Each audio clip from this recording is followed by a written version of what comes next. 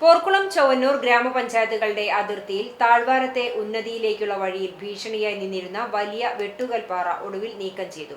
Kalashamala eco tourism സെന്ററിന് സമീപത്തു നിന്നും 3 saint ഉന്നതിയിലേക്കുള്ള വഴിയിലാണ് അപകടാവസ്ഥയിലുള്ള പാറ ഉണ്ടായിരുന്നത്.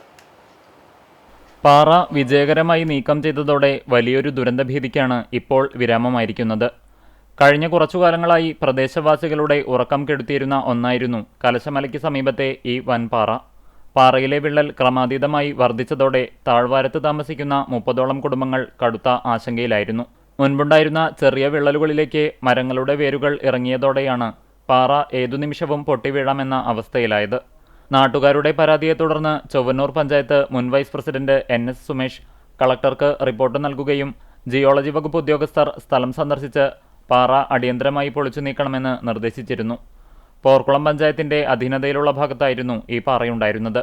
തുടർന്ന് പോർക്കുളം ചൊവ്വന്നൂർ പഞ്ചായത്തുകൾ സംയുക്തമായി നടത്തിയ കൃത്യമായ ഇടപെടലുകളുടെയും ശ്രമങ്ങളുടെയും ഫലമായാണ് ഇപ്പോൾ പാറ പൂർണ്ണമായും നീക്കം ചെയ്ത് അപകട സാധ്യത ഒഴിവാക്കിയത്.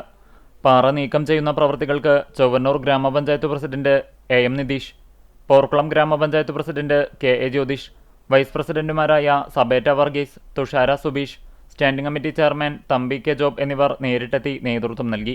പഞ്ചായത്തുകളുടെ ഈ സത്വര ഇടപെടലിൽ പ്രദേശവാസികൾ ഒന്നടങ്കം ആശ്വാസവും നന്ദിയും രേഖപ്പെടുത്തി.